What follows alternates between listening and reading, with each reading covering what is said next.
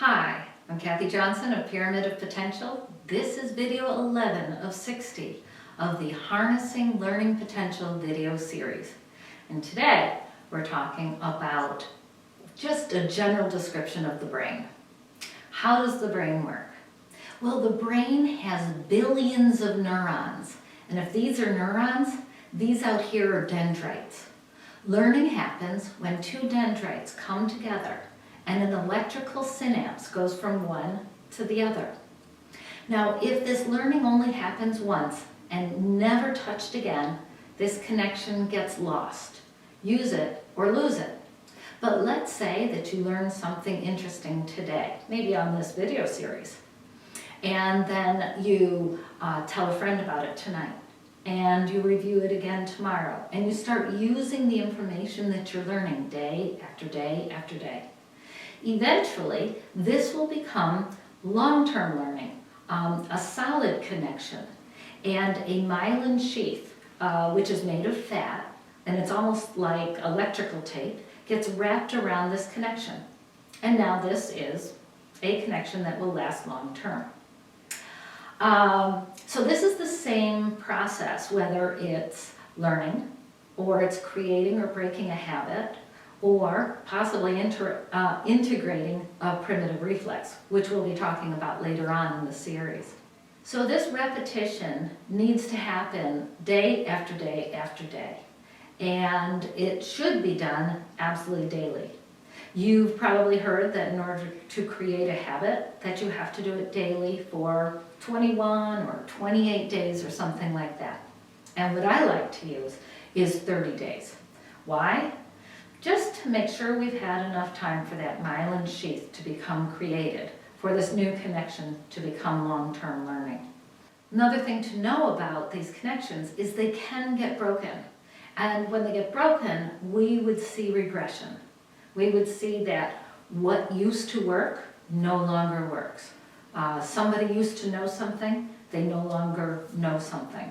And so regression can happen from basically one thing, and that's trauma. So trauma can be physical, like a traumatic brain injury. Boom, it happens and those connections are lost. So a severe concussion or a traumatic brain injury, that's a physical, one-time trauma. There also could be physical, one-time emotional trauma, such as loss of a parent. That can cause somebody to be very traumatized and regress. But then there are also traumas that can happen on a daily basis.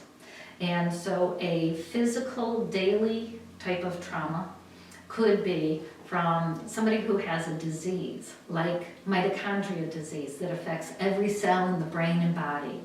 I've worked with some children who they progressed well and then zip, regressed right back to the beginning.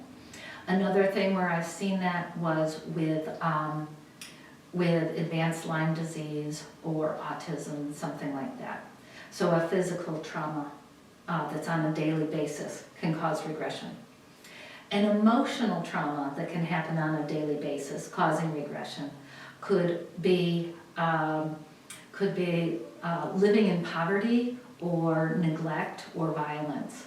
And so when we see those things, when we see these traumas and we see regression, we simply have to go back to that pyramid of potential and start from the bottom, start from the basis, and work our way back up again. One last thing. Many of us, most of us, are going to go through a regression at a period of time in our life, and that's when we get older. And we actually see this when we're in our 40s, and it has a label. It's called age-related decline, ARD. And when this happens, we just don't have the same abilities that we used to have. Our vision gets a little worse, our memory gets a little worse, our attention gets a little worse. So my suggestion to you is that you work, even if you're over 40, you work the pyramid of potential to keep your brain and your body going for a much, much longer time. More on that later. Bye.